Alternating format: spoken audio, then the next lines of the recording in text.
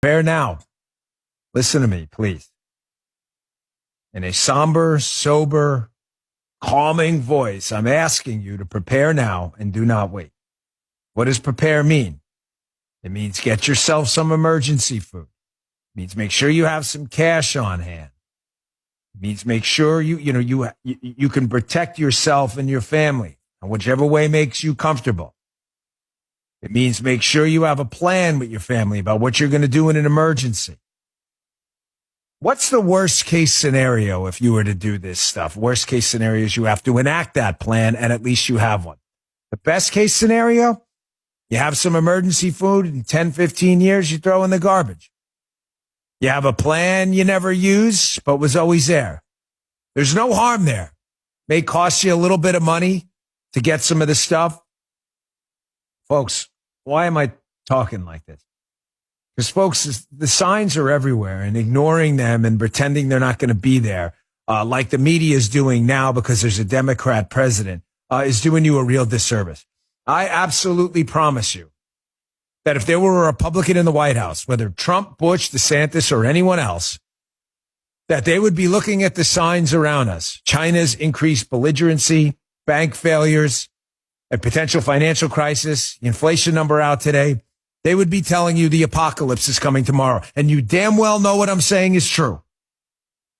But because there's a hapless, rotting bag of oatmeal in the White House, the most corrupt human being ever, and he has a D in front of his name, and they're not ready to throw him overboard because he says he's going to run in 2024, the media is covering up the signs that are absolutely everywhere.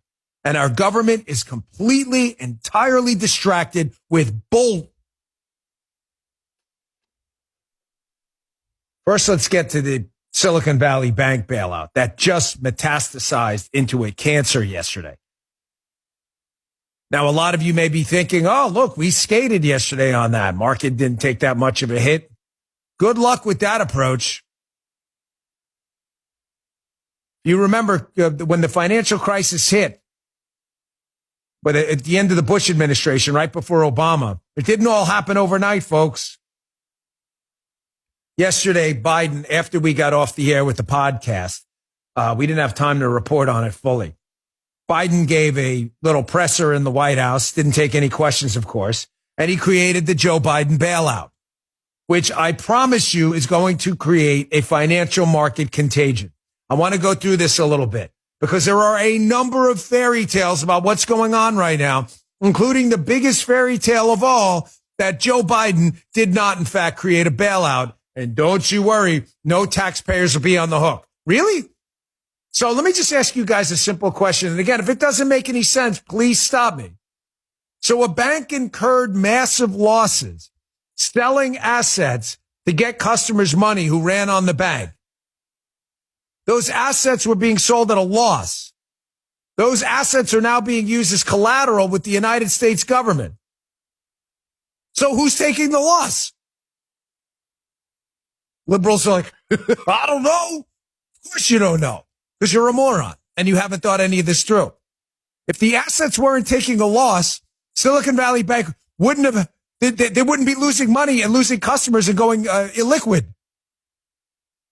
Now they're being held in exchange for real money with the Federal Reserve. We're going to have to bank the U.S. Treasury and the Fed. We're going to have to pay for this. Folks, make no mistake. Money was created yesterday to give to these banks in exchange for assets that were losing freaking money.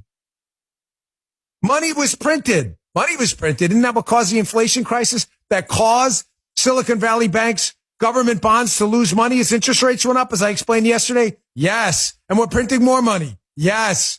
And then we're taking the assets losing money because we printed more money and had to raise interest rates as collateral, so we lose the money rather than the bank? Yes. Is any of this difficult?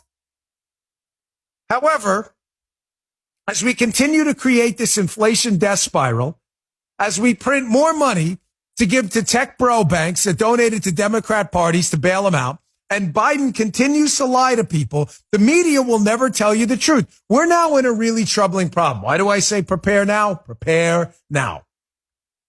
Because we're in a really troubling scenario right now as more banks go illiquid. We're looking at either inflation, massive inflation, or financial collapse. You pick. Massive inflation was if we're going to bail out every single bank at the expense of the taxpayer, which Biden did yesterday and lied about. He's creating a precedent now that now we're going to bail out banks. We're under no legal obligation to bail out, especially if they're tech bro banks that donate to Democrats. You get it? Now he's setting a precedent. Where do you think the money's going to come from? Oh, taxpayers. You mean the taxpayers that are already running up $1 trillion deficits every year? So the government's already spending money we don't have? It's going to come from the Fed printing more money, which is going to lead to a massive inflation death spiral. Well, then just don't print the money. Don't bail out the banks. Okay, then the banks are going to go under. And then we're going to have another massive financial crisis. Inflation collapse. Inflation collapse. There's no option C. There's no soft landing. There's nowhere else for them to go.